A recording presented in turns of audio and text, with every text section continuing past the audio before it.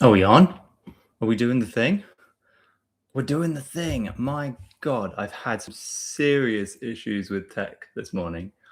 I got my live stream set up, scheduled, ready to rock, so I could just go when it clicked on. But when I came around to doing that, it basically said that I needed streaming software, which is something new for me. So so I was like, oh no, how am I going to do this? And I tried to reset everything, turn the camera on and off. It did not work. So then I've had to come and make this new one. So I'm sorry if that's screwed things up for some people. Finally caught one. Hello, hello. How are you today? How's things? Where are you watching from? This is only my second live, so any feedback would be amazing. I'm trying to make sense of all of this stuff as of yet, but I think we're getting there. I just don't get why the first one didn't go. If anyone knows why, that would be great. But already got a couple of people in. Hello, guys. For those of you that don't know me, my name is George. I was diagnosed with brain cancer back in August 2024, and I've started this little channel to basically share the journey, to show you guys what it's like to go through something reasonably tough, but then also maybe ultimately educate about some of the mindset tools that can be brought to play to try and keep you as positive as possible, which is ultimately that foundation of how we experience the world. Man, loads of comments. We've got somebody in Topor. Oh my God. Hello there. Yeah, I was looking at OBS and Streamlabs. It was a bit of a, oh shit, I need to make this work. I'm already 3 minutes past 10. I plan to be here at 10. But we're here. We're doing the thing. We're doing the stuff. And that's kind of exciting. It's really exciting. Greatly admire your upbeat attitude. Bless you. Thank you. I'm sure of downtimes, but how do you maintain a positive attitude? Firstly, yes, I do have down times. Some days are pretty challenging mentally. It's especially challenging when you wake up and it's like, bam, you've got a headache, or you're just not feeling good in and of yourself, like physically, because it almost clicks in this, oh yeah, there's that thing going on in my head. But that's part of the roller coaster of life. It's going to have its ups and downs, and that is kind of relative to each individual and how they perceive it. In terms of how do I maintain a positive attitude, it's kind of just doing the reps. So many people talk about you need to go and meditate, go for a walk, go to the gym, spend some time doing things that you love that bring you joy. And we all know that, but then we don't prioritize that to maybe the level that we should. So for me, it's about putting those practices, those reps, like in the gym, into place to actually crack on, do the stuff to keep your head as stable as possible.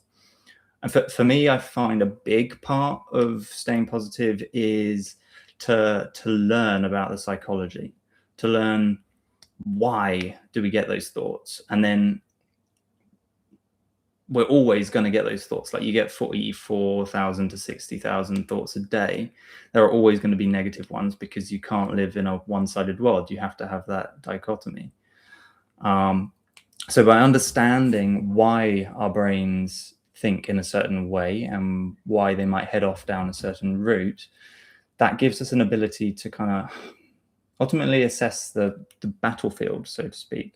It gives us an ability to see what's going on, stand third party, how are we going to work with this? How are we going to deal with it? How are we going to try and reframe that into a more positive way, a less damaging mindset? I think the most powerful thing is stepping back third party, not sitting in your emotion. Recognize that we aren't our thoughts, we aren't our emotions. You know, your brain doesn't know the difference between real and fake.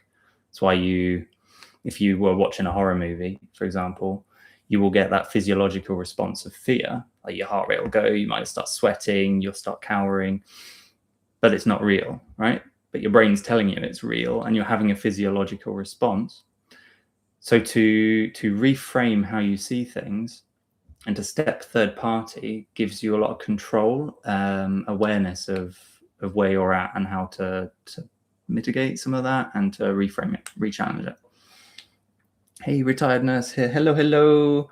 Where are you guys watching from? Miami Beach videos. Tiredness here. I've had several friends with brain tumors. I am sorry to hear that.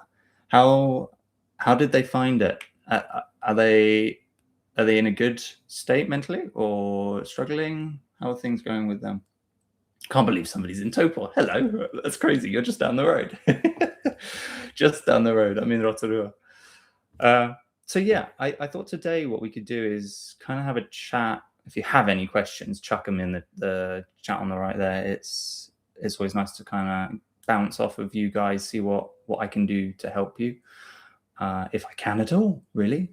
But I've got my cup of tea, and I thought today we could pretty much chat about what it's been like for me, right in the depths of it. So that question that you asked, sure, you have your down times. Yeah, I think we should dig into that side of things and what the experience has been like for me up towards surgery, during surgery, and then just after.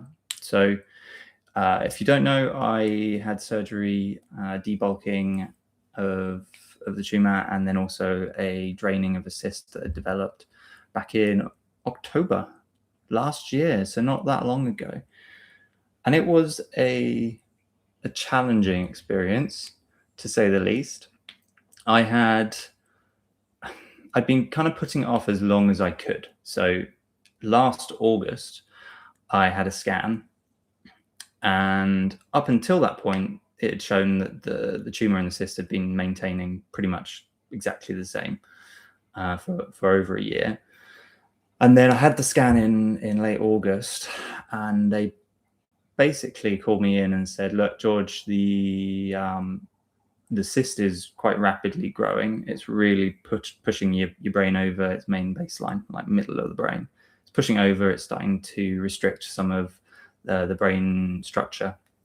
And I kind of felt that there was something going on, because I'd suddenly started to drop off in terms of energy. I was losing motivation. I had more extended headaches. So I knew something was off health-wise. Had the scan, showed that there was something developing. And because of that, they were like, okay, we need to get in there. We need to do some stuff. We need to dig it out. We need to clear it. Otherwise, this could end up being really, really bad juju. And that's where they booked me in. So in October, 24th of October. And it was, how to describe it? There was intrepidation, as you'd expect. There was maybe a slight sense of fear.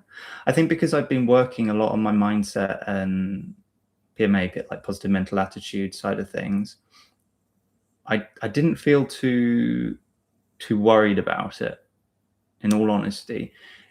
There was a part of me that was going, this could end badly.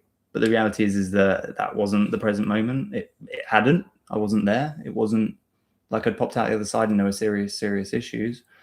So in that respect, trying to stay present really, really helped me in that moment. So on the day itself, rocked up at Hamilton Hospital, and they are so lovely there. So lovely. Went to the waiting room. They called me in. And first things were going through all of my details, and then into derobing and re-robing. Getting a change, putting on one of those really weird blue gowny things that are really awkward, because they kind of hop over each other, and then there's a string and you don't know which string to tie to what string, and then it goes around your back, and they're just really awkward. I'm sure some of you have tried them out. It was an interesting start. The step from there was that I was taken through to see an anaesthetist, can never say that right, who also went through some more details with me. And I'd filled in a form prior about what meds I'm on, some other details. And so he went through all of that with me to double check that he knew exactly what was going on for me prior to surgery and then during. He was the guy that put me to sleep. And I sat there in a hospital bed with Annalise and a good friend, Shane, probably about an hour or so, and reasonably nervous. reasonably nervous. Ah, thank you. Looking wonderful. I'm getting there. I'm getting there. I need to work out this stream setup though, because like there's no light. I'm facing a wall, and then the window's behind me. So maybe I could swing it around the other side, but who knows? Yeah, so sat in a bed with Annalise and Shane next to me, and we were just chatting and giggling away, mostly about they give you compression socks. So you put these really long socks, and they come up basically to your knee, if not over your knee. I think that's just to stop with blood clots forming because you're still for a very, very long time. So sat there chatting away. They did, I think, if I remember correctly, they did an ECG. They just kind of did an MOT, check in on me, check that everything's where it should be at before going into surgery. And then they wheeled me off and out. And there was a moment of, oh, this is happening. Like, this is real. In not that long, somebody's going to be digging around in my head. Which would be, I would prefer if somebody didn't have to have done that, but they did. Yeah, it was kind of bizarre. They rolled me off, and there was a part of me that was like, oh my gosh, this is real. I can't quite believe this. But ended up, heading on into the first little room before the theatre, which is where they start putting all your IV lines in. And there were, I think, 3 or 4 guys in there, all chatting away. They're all very good at kind of reducing the nervous energy within people. Hello, I'm very happy to see you today. Night before last, I was abruptly woken and told to pray for you. Oh, bless you. Thank you. My God, thank you so much. That means a lot to me. It really does. I was awoken abruptly last night by thunder and lightning. It was crazy.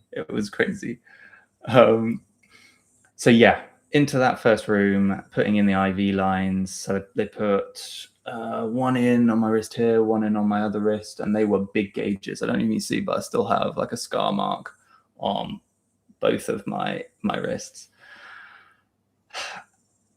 And I'm okay with needles, so that's fine, but they did hurt. So they were about to wheel me into the operating theatre, and I just asked really quickly. I was like, I don't suppose there's any chance that I could just have 2 minutes alone just to meditate, just to get present with what's going on here, to calm my nervous system. I'm like, yeah, sure, great, no problem. Yeah, we'll head on out. So they went into the theatre room, and there's like little windows. So they were sat there peering through the windows looking for me. And I meditated for a couple of minutes, and I sat there with my thoughts, with where I'm at, what was going on. I started to visualize post-operation, so popping out the other side in a very positive way. So I had no issues. Surgery went perfectly. I was feeling reasonably good. I'd kind of set this goal in my head to, you guys must have heard of Park Run. So every Saturday around the world, there is a run, 5K, and we've done a good few of them. There's one in Rotterdam. And oh my gosh, I'm having a little episode. This will be interesting for you guys. A little partial seizure. Excuse me. So don't worry. These last maybe a minute or two. I tend to glaze over a bit. Struggle with my thoughts, as you can tell. They come on as like when humpback bridge, and you go over a bridge and you get that whoop feeling. This is a weird one. So you get this kind of sudden dizziness feeling. My left ear goes boom. There's a physical noise. And then my left side goes numb. Generally speaking, it's my hand. Sometimes it's my foot as well. And it goes kind of numb, pins and needles. Goes numb and tingling. And then my top lip on my left side goes numb, and I get a real metallic-y, tinny kind of taste in my mouth. It's quite an odd experience. I also get a hot flush. So right now I am burning up, and I get kind of shaky. Like a betting slight absence. Yeah. It's a challenge, but trying to reframe it and look at it as a positive, it makes me very aware of when I'm healthy and when I'm not feeling like this. So I get more enjoyment out of that. And because they're so short, so I still got it in a minute, really metallic-y taste. Lips are quite numb. Fingers are serious pins and needles. Dizziness is gone now. I lost my train of thought. Choo-choo. Yeah, they're an odd experience, but they're not crazy bad. They're manageable. They've eased off. When I first had them, I'm just going to take my jumper off. When I first had these things, they were heavy. It was like being hit with a hammer. Kind of found myself on the floor a number of times, and they just completely overtook all of my capacity. So I didn't lose consciousness, didn't lose control, but I just had to be in here for like 5 minutes. So now they're 2 minutes and a lot milder, which is amazing.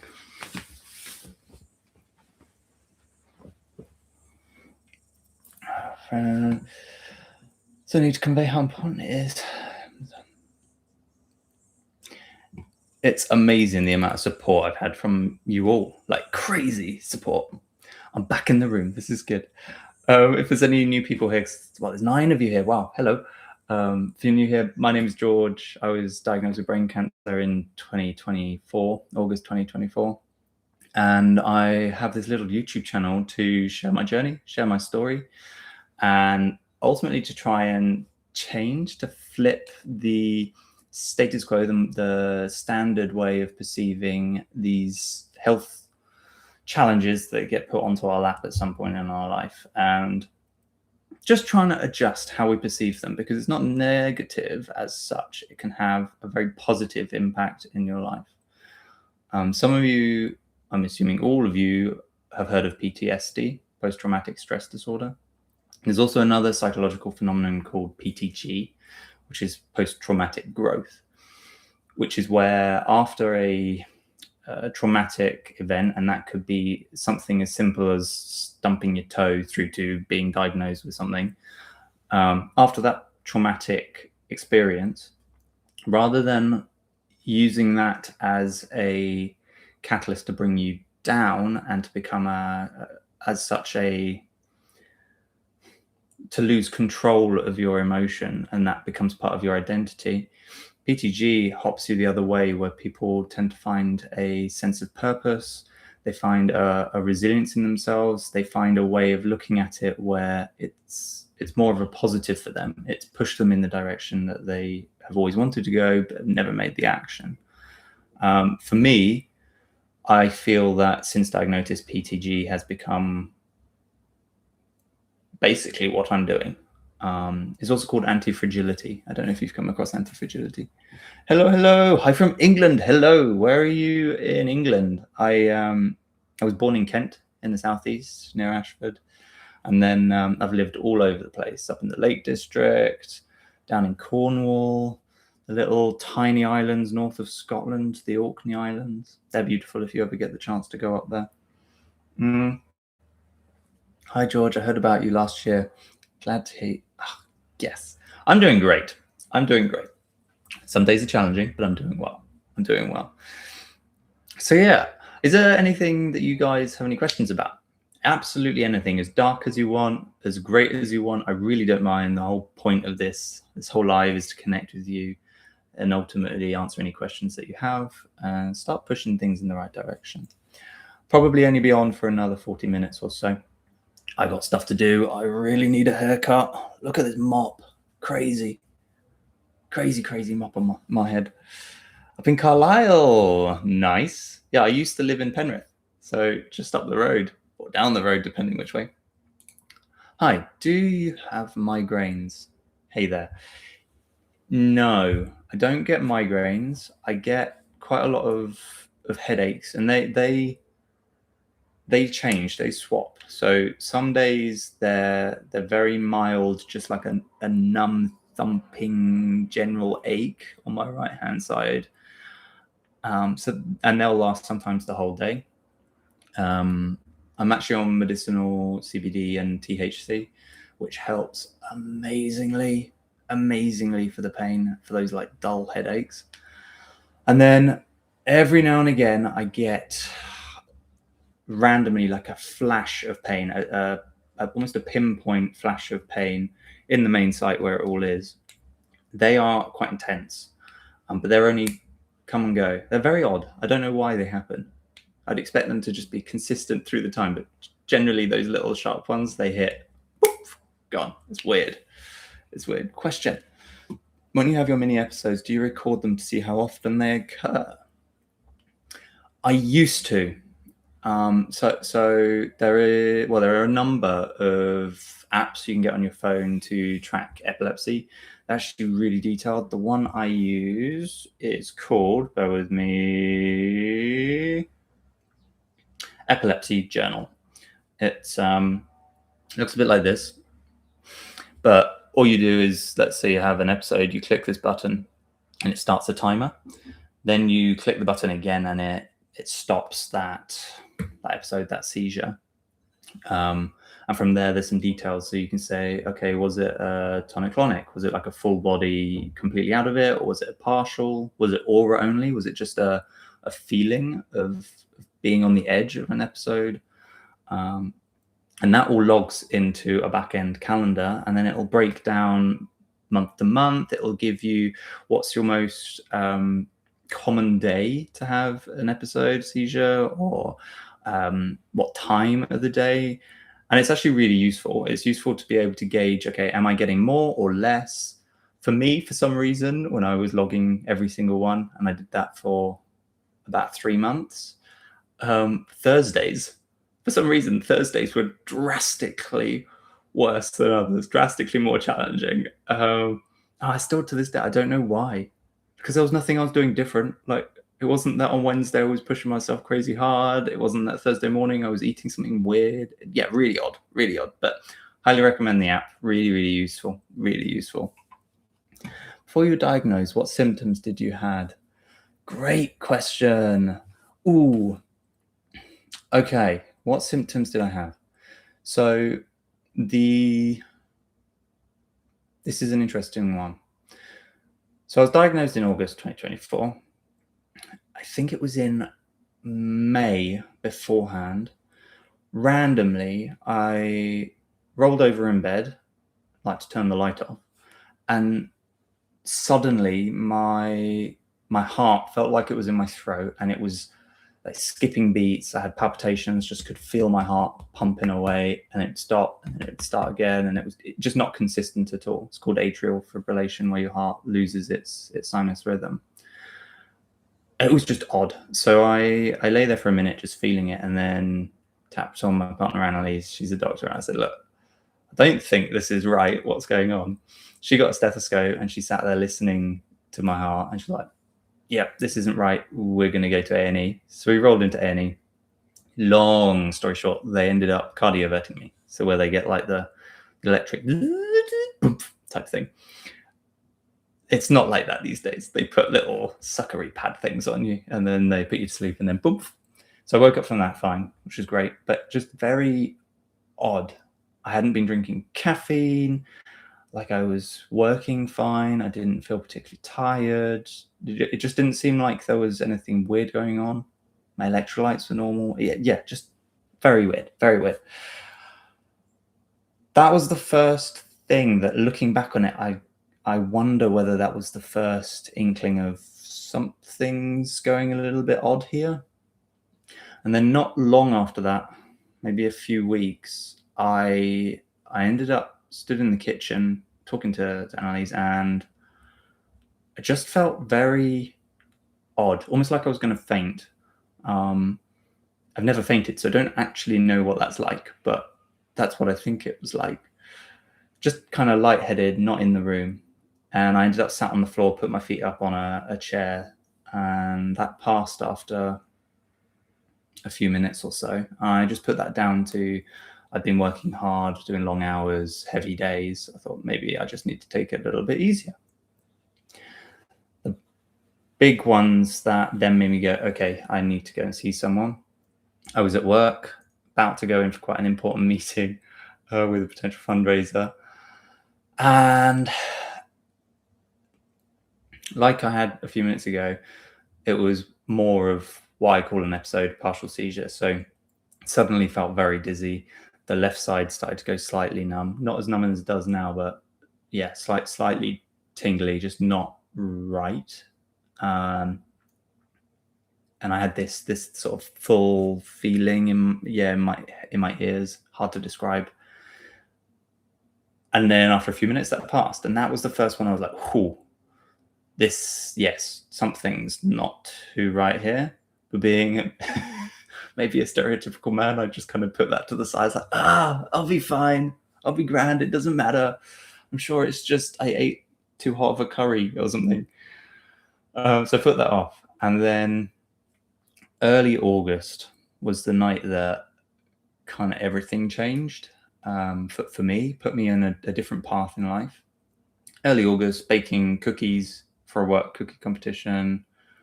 Damn, they were good cookies too. I was gutted. Started baking them, got almost there. Like I was 90% there. I was dipping them in the chocolate and then coconut sprinkles and things. And I was stood there after work. It must have been about 7 p.m. And then I got hit with a really heavy episode. I didn't lose consciousness, but I found myself on the kitchen floor. Like I can remember like sitting down onto the kitchen floor. That was so heavy. I heard like a thump. It was like a whoom sort of noise. Left side instantly numb, tingly. Left ear, just really interesting. Left ear, crazy loud tinnitus. Couldn't really hear out of it. Completely whacked. Just not good at all. And so I called Annalise. I said, "Hey, this thing's happened.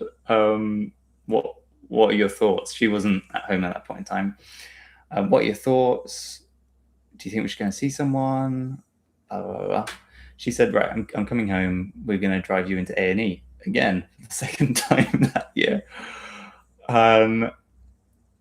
Drove me into A&E, but before she got home, I was like, "Hey, is there any chance I can finish my cookies?" I was thinking, man, I really want to win this competition. I was so close to finishing the cookies. Yeah, just that was where my head was at. And then, I got to A&E. They did some checks on me, took my bloods, put me on an ECG. And then they were like, right, we're going to wheel you in for some scans. So I went in for I always get this wrong. I think I went in first for a CT scan. So I went in, they CT'd my head. And I remember the technician coming to collect me from the room, and we were just chatting away. He was a South African guy, really nice guy. And we were just chatting away, laughing, all sorts of stuff. I was feeling normal by that point.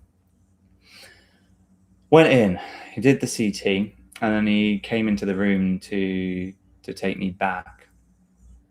And I instantly knew something wasn't quite right.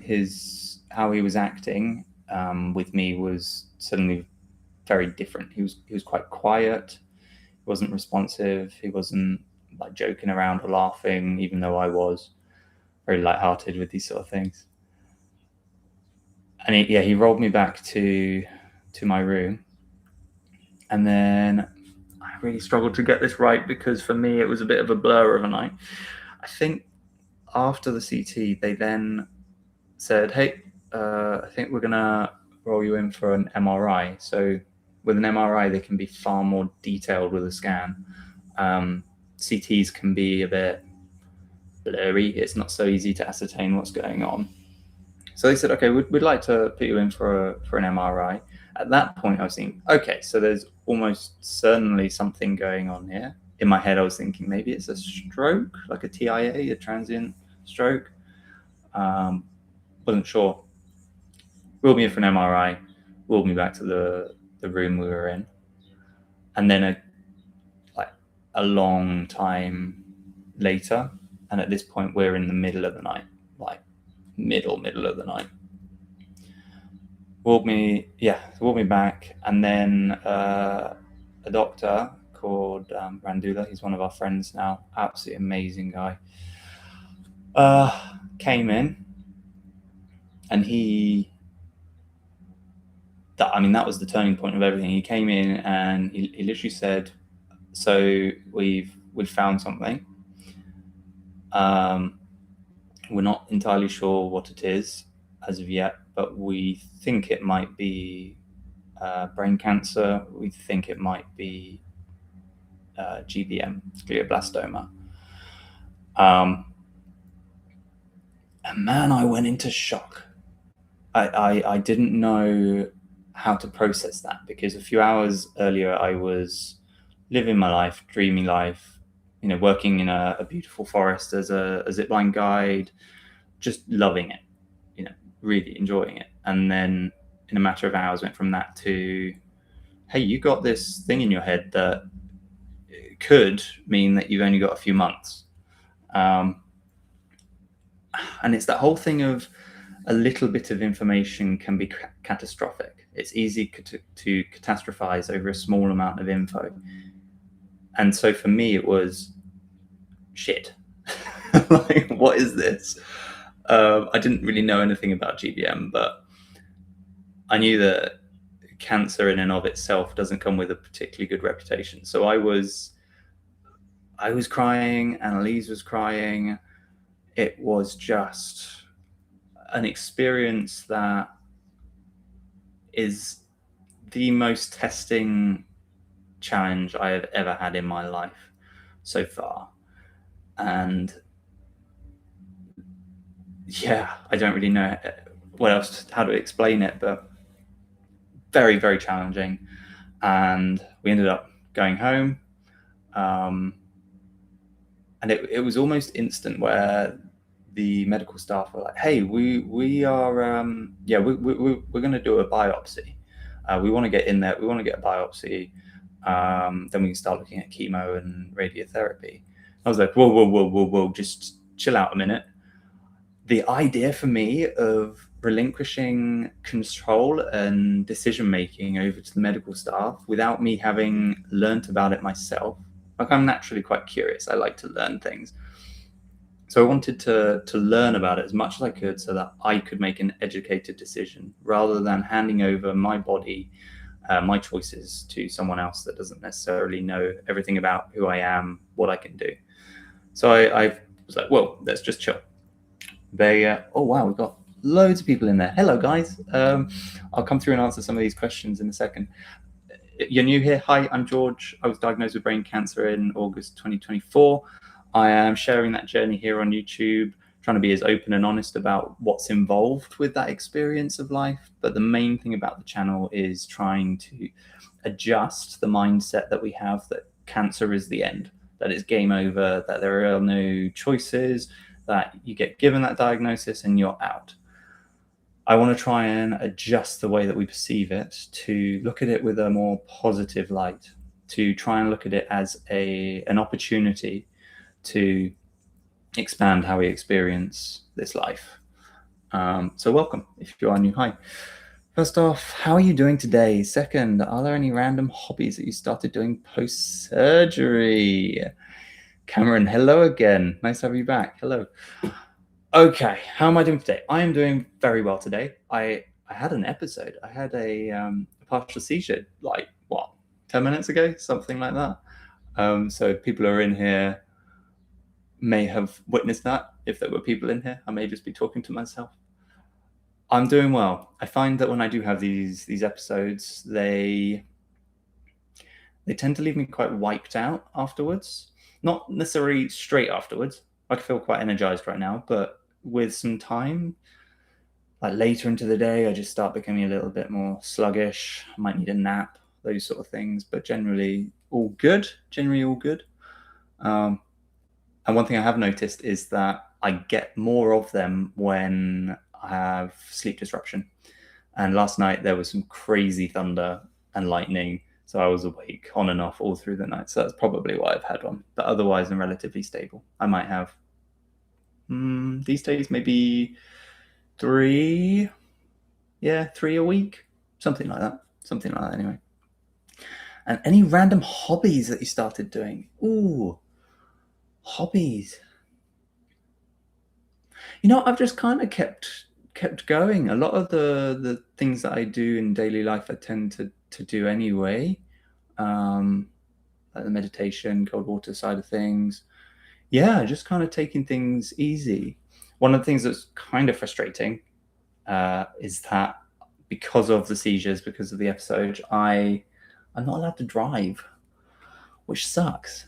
But that is somewhat limiting because there are so many things I'd like to do. Like, for example, I bought a bow and arrow, and there's a club out of town that I would love to go to. They go every Sunday, but logistically, it's just a nightmare to get to every Sunday. So that's one on the horizon. One on the horizon. Good for you for educating yourself. That's where I learned about fasting instead of. Please, no, I'm not suggesting this for you. Fasting is a really interesting one. Really interesting one. I've kind of delved right into the depths of that. So, fasting. The theory with fasting as a potential therapy or a helpful therapy for cancer is that when you have extended periods off of eating, when you have no calories, no nutrition coming into your body, your body starts using up all of your glycogen stores, and then it goes, hey, we got nothing coming in. We don't know when the next thing's coming in to help us keep going. So we need to tighten up some of these screws. We need to work out what we're going to do here. And so it pushes your body into something called autophagy. And that's where it becomes hypersensitive to finding broken, damaged, or cancerous cells. It's scouring through your body to try and find the things that it can pretty much recycle. So it'll go in, destroy its components, pull it out to use where it's needed elsewhere in the body. So by doing extended fasts, it helps put your body into a state where it will look for cancerous cells, and in doing so, start to destroy some of them. So it's a really useful way it's a very easy way of taking control, of taking action personally, taking our health into our own hands and making the decision to make those changes, to put yourself at the front and go, what can I do to do anything to help myself? It's quite a simple thing to do. You just don't eat. Most people I've come across tend to suggest a 16-hour fast, 8-hour eating window. I do a mix of sometimes 24-hour fasts. Every now and again, I'll do a 3-day fast. In general, I'll skip breakfast depending on the day, and then have a small lunch, bigger dinner. Some days I do OMAD, 1 meal a day. So that pushes the fasting on. It's something, if you are interested in doing it, it's something to take little by little. Don't rush in and do 3-day fast, because that will suck. But just take it easy, learn about it first before you give it a go. Do I monitor my ketones and or extra ketones? So yes, on and off though, because this is really frustrating. So I've got a blood glucose and ketone monitor. The problem is the ones I can get in New Zealand, the ketone strips that you use, obviously you put it in the machine and then you prick and then you put the blood on it. They cost an absolute fortune, like crazy. And when you're meant to be testing 3 times a day, it's just not financially viable. And also your fingers get absolutely ruined. So yeah, I used to do periods of trying to do it 3 times a day, sometimes 2 times a day, and then realized that it's not necessarily sustainable. I have, however, just linked up with a company called Sibio, Sibio, and they produce a continuous ketone monitor, so a CKM. There are links in some of my videos if you're interested down below in the descriptions. So that's like one of those, you may have seen the diabetics, like a glucose monitor. You put it on the back of your arm, and that runs for 2 weeks, and that will run ketones the entire time. Which, yeah, I've got a couple of those coming in the post now, which will be great. I plan to do a review of those, because I think it's a massive part of the metabolic approach to cancer. Do you guys know about the metabolic approach to cancer? Thomas Seyfried, Professor Thomas Seyfried? If you can let me know in the chat, that would be great. No,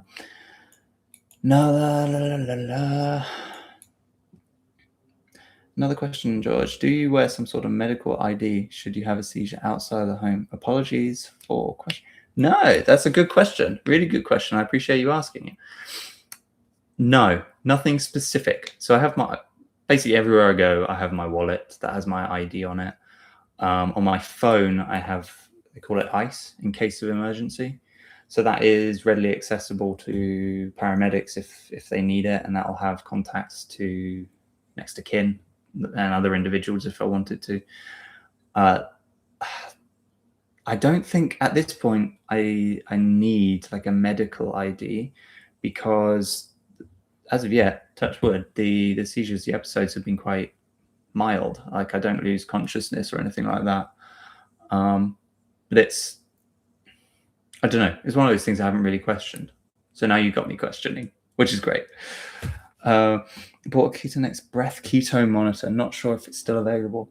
So I have looked into those breath monitors. The problem is that if you are following the Thomas Seyfried press pulse approach, it's exactly that. So if you're following the metabolic approach to cancer, which is the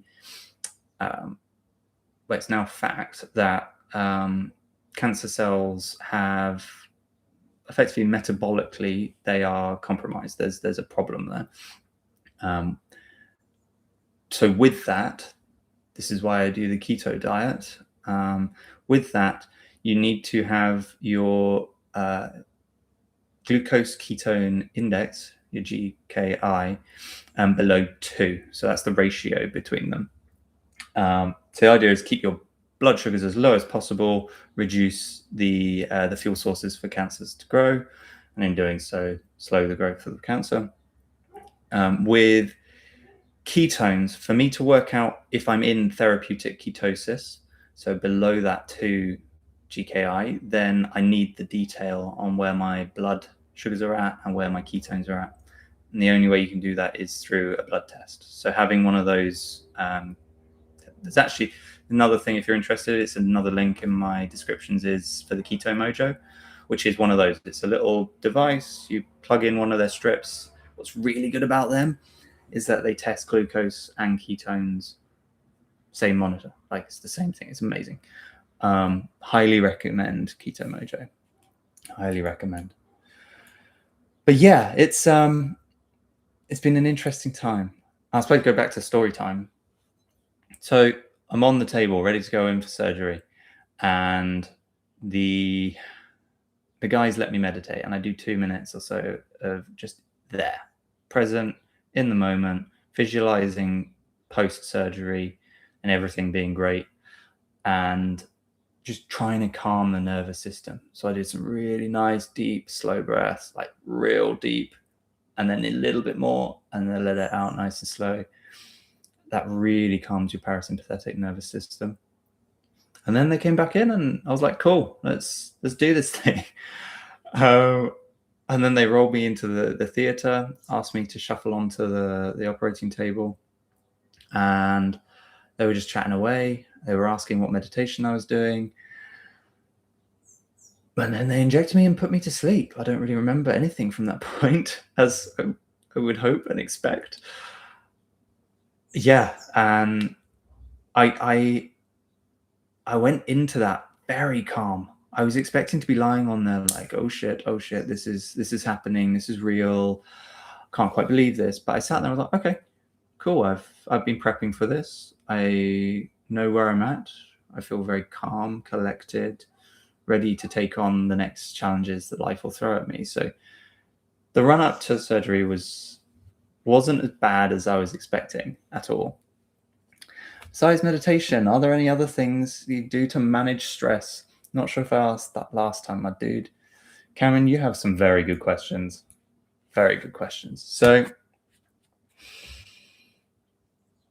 yes. So I tend to do 3 main things, at least one a day, and that's non-negotiable. Even if I feel absolutely rough or I don't really have time, whatever it is, I will do one of them. One of them is that meditation.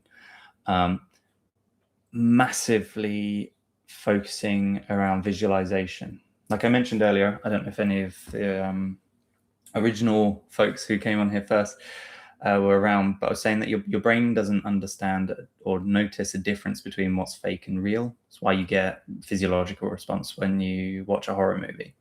So by actively thinking in as much detail as possible about the future that you're wanting, your brain starts to see that as real. It starts to understand that. And that completely removes, for me, it removes a huge amount of the anxiety, the stress that can build up within you.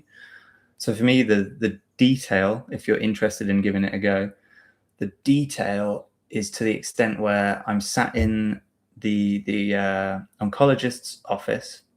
They've called me in, sat in the oncologist's office, and they are about to go through all my scans. And they basically say, "Hey, your scans are clear.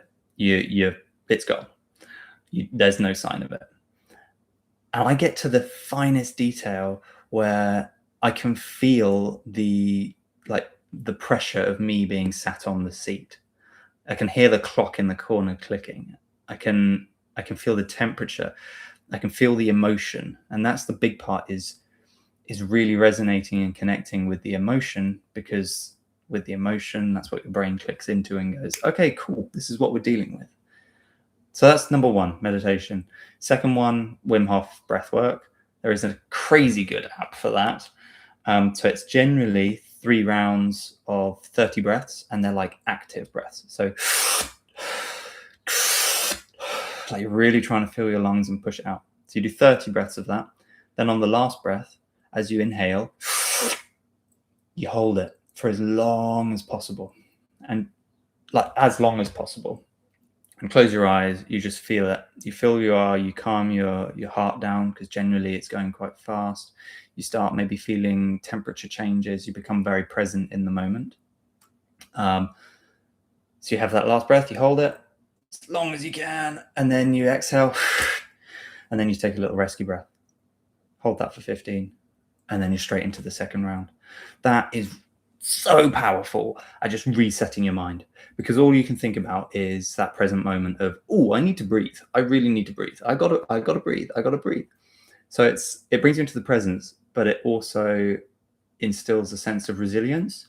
It makes you stronger. Not to mention your cardiovascular health goes through the roof.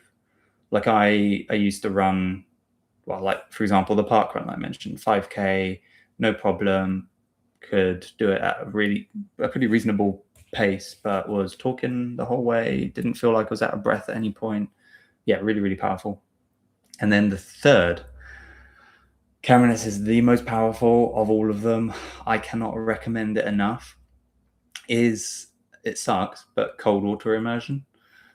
Just really cold water. So I do this every day, like no question. I'm doing it one way or another. It's really simple. Have your hot shower, wash your bits, do whatever you need to do, and then basically turn the shower as cold as it will go and stand in it. Is the simplest way to do it. You can obviously get an immersion pool. You can go and swim in lakes, in the sea, those sort of things. But the idea is to have it as cold as possible and for you to be in it as long as possible. And that's for a couple of different reasons. Main one is that by putting your body under true physiological stress, it dissipates all of the mental stresses, those paper stresses, the anxiety, the problems looking for the future, dealing with things in the past. All of that disappears. All your mind can think about is here and now. And so it gives a sense of respite. You know, you lose all of those anxious feelings, or those worries, those stresses that we build. That for me is so enlightening. It removes a lot of that weight that we tend to carry. I think I want to do. It sucks. Like there's no bit of me that wants to do it, and your body might have heard of chimp paradox. Your chimp brain's in the back screaming to get you out. Like, what are we doing? Why are you in here? Come on, let's go. What's going on? But if you can fight that chimp brain, that chimp voice, and listen to like your true self, it's so beneficial. So beneficial. But don't get me wrong, it's not fun. But that's why you're doing it, right? It's to build that physical resilience and mental resilience to do things that you don't want to do, to create that discipline. Yeah, so they're the three things that I do. Three things that I do to manage my stress. And then on top of that, learn about psychology. I think it's crazy that we all go to school, we all go to secondary school. Some, if not most, these days go to university.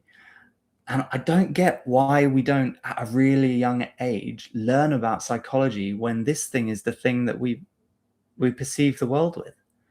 It's the way that we interact with the world. It's the lens that we experience it with. Like, can you imagine if, as a youngster, you were taught about your thoughts and that you're not your thoughts and that you can think yourself to be positive and you can be that, and that you don't have to hold on to these stresses. Can you imagine if we were taught at a young age ways to manage those stresses psychologically? Like, I wonder how far those ripples would go. I wonder how far it would, or how much it would change the world that we live in. Because we live in this almost chronic state of stress now. We're so far perceived disconnected from how we should live that these little things that happen to us in life, like a bill or somebody says something a little bit questionable to you or whatever it is, we like latch onto it. Like, we don't have true stresses anymore. Like, we don't have bears chasing us, and we latch onto these paper stresses or future perceived things that might happen. Like, imagine you get rid of, you give people tools to manage these themselves. It would be, in my opinion, it would be a far more positive, peaceful planet, especially with everything going on at the minute. Some people carry a lot of stress in their lives. We wish you all the best from Australia. Hello, Australia. How are you guys? Welcome. Thanks for psychology in high school. And yeah, man, Cameron, you did it in high school. That's kind of cool. I don't think it was an option for me. I don't think. But I would have. I find the mind fascinating. But it's crazy that we don't make it like maths or English. And the other thing is like money. Why aren't we taught about finances or taxes and things like that? Weird. Very, very weird. Back to story time. So I go in for surgery. They put me on the table. They put me out. And they were like, oh, so what meditation do you do? And oh, have you ever heard of blah, blah, blah, blah? And that was all just to keep me distracted whilst they put is it propofol? Can't remember what it's called, but the stuff that puts you to sleep. So that's the last thing I remember. And then the next thing I remember is in a bed rolling into an elevator, a lift. Yeah, rolling into a lift and popping out up the top of the lift. Oh my God, I have very low battery on my camera. Guys, I may have to call it there, I'm afraid. I'm sorry, it was fully charged, but for some reason it's dying on me. Yeah, I will be doing a live every Friday, same time at this point in time. If that works for you guys, let me know in the comments quickly. If you prefer another time, if it's better for you, please let me know. I will be posting more long forms coming up pretty soon. On next Thursday, it is my 1 year anniversary of this channel. 1 year, and I've almost, we're almost at 3,000 subscribers, which is bonkers. Absolutely crazy. When I first started this, I thought a year in I might have 1,000. More like maybe 500 is kind of where I was at. I was not expecting 3,000 by any stretch, which is nuts. Absolutely nuts. Yeah. Go figure. I can't believe it. And you're all so lovely. Like, you're all just so caring and supportive and helpful for each other. It's just beautiful. It's a beautiful community. One thing I did want to ask you guys, and I would really appreciate your feedback on here, hopefully the camera doesn't die too soon, is I'm questioning about offering out some kind of one-to-one coaching for people to do with mindset, working mindset, implementing tools, trying to become a more positive individual when life throws us some challenging things onto our laps. If that is of interest, if you can let me know, that would be great, because I'll get that going, help some people out. Oh, bless you guys. It wasn't elected. It's just story time. Hello. Hugs and love, brother. Cameron, lovely to have you, bro. Hopefully see you next time. Okay, see you soon again. Take good care of yourself. You're a beautiful man inside and out. Bless you. Thank you. Yeah, so true. Cameron, you do say such beautiful words. Beautiful people. Beautiful people. Beautiful. Yeah. So I will gonna make you cry. That's fine. Crying is fine. I do a lot of that. I think it's really good. It's cathartic. It's good to get those emotions out. Emotion, energy in motion. It's good to get that energy out, not necessarily hold on to those things. It's like, something happens to us, like a negative, and we just put this metaphorical rock in a backpack, and we just drag it around everywhere. It's important to let those things out if you need to. Socially, it's deemed somewhat, I hate to say it, but unacceptable for men to cry, to show their emotion. And that's like evolutionarily advantageous in some ways, but I can get into that another day. Yeah, maybe next session, I'll make a note. We can talk about that sort of stuff. And maybe anti-fragility theory. Love me a bit of that. Little bit of anti-fragility. Camera seems to be lasting longer than I was expecting. It's got that little red thing saying, hey, we're running out here. We need to do something. So yeah, does anyone have any questions? I know we've got, 13 people in here now. Jesus. Yeah, if you're new, hi, I'm George. I was diagnosed with brain cancer in August 24. And I'm sharing the journey here on YouTube, doing the stuff. The whole idea is to adjust the way that we perceive these massive life events that get thrown onto our laps, and rather look at it as a negative, change that to how is it a positive? How is it a lesson? How can we learn from it to better our lives and those around us and the planet, ultimately? Are we helping you just by being present for you? Yes, more than you know. Like, yes, that's a big yes. That's a capitals yes. When I started the channel, and especially with these lives, when I started these, I wasn't expecting to have the interaction that I've had. The support from all of you beautiful people is, it's like, I don't know, it's like having this army stand up behind me and going, cool, we got you. It's like having a family. Yeah, it's like having a family kind of looking out for each other. It's just beautiful. And I think it's so true that, ultimately, all we ever want from life is to be loved and to give love. And so it's so nice to have such a positive, loving community, where I found in other places online, some places can be very just negative, toxic, belittling. They drag people down, and it's all about the negative things happening in life. And the more that you focus on it, in my opinion, and psychologically, science proves it, neuroscience proves it, but the more that you focus on those negatives, the more real it becomes, the more it finds every opportunity to express in the real world.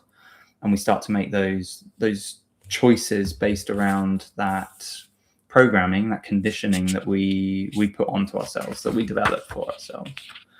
Have you guys ever come across the thought to identity process? Can you let me know in the comments? Because that's a really interesting psychological, what's the word I'm looking for? It's a process. I'll explain it if you guys want. So many comments. Gonna make you cry. Helping, yes. It helps you as well. I'm glad. I'm really glad that's helping you. George is helping you. Strength in numbers, George. We're all here behind you. Guys, just so much love out here. It's so cool. It's we wish you well. I hope that's for you. Take your left hand and put it on your right shoulder, right hand on your left shoulder. Thanks, Cameron. I love that. I love that so much. Oh, people of the internet. One thing I really like about this, and it's nothing I wasn't expecting, is that we are like all strangers. Unless there's any friends on here. I don't know if there are any friends on here or family. I had my sister jump on last time, but it's amazing that we're all strangers as such. We've probably never met each other, probably never even walked past each other. But the fact that we can come together in such a positive way and help and support each other life is challenging. Ultimately, life is a tragedy. It's always going to be throwing things onto our lap that tests us. So it's just so lovely to have a community that's so warm and just beautiful. You guys, kindness goes a long way. It goes the whole way. It's imagine the world if we just looked out for each other, same way that we look out for our family and friends. Yeah. Can you imagine if we treated running a country the same way that we treat our family and friend network? Just be beautiful. It'd be beautiful. And always do unto others as you want to. Exactly. Strangers just friends you haven't been. Yes. God, that's amazing. Yes, I agree. How are you doing? I want to give you a hug. I am doing very well, considering I'm actually going to have a GP appointment after this. So, yeah, soon. But that is because I'm going to get some quite extensive blood tests done. I want to have a baseline that I can work from and say, okay, this is what I was here. In 3 months, I'll have another blood test, extensive. And that's everything from like my lipids, my thyroid, testosterone, kidney, liver function, everything and anything that I can do. Fasting, hopefully, touch wood, fasting, insulin levels, things like that. And then also, so my incision, I don't know if you can see, hold on, this is hard because I'm having to look in the camera at the same time. So the incision for the, when they went in is here. It's like a line up here. So the top of it is all healed up now. It's just a scar, but the very top of it, there's like, it's almost like a hole where my skin has healed, but it's not healed together. Like when it was stitched and I had staples in as well. When they did that, it was maybe that the skin wasn't touching where the incision was made. So there weren't two raw edges. So it's only tiny. It's like, I don't know, less than 1 millimeter across. But I think it would be good to get somebody just to have a look at that, double check it's all good. Maybe do something to it if need be. How are you doing? My mother, who always finished with a cold shower, said, nothing matters half as much as you think. Yes. It's all perception. It's all the lens that we put on. You know, these big testing things that come, they are purely lessons to put us onto the path that we deep down know is the right thing when they happen. So just, yeah, it's that perspective. It comes around again. Are you English? I am well and truly English, hence the very posh accent. But I live in New Zealand now. I live in Rotorua. I have done for the last 2 years. And we're actually later this year going for permanent residency. So this will be home for the foreseeable future. I love it here.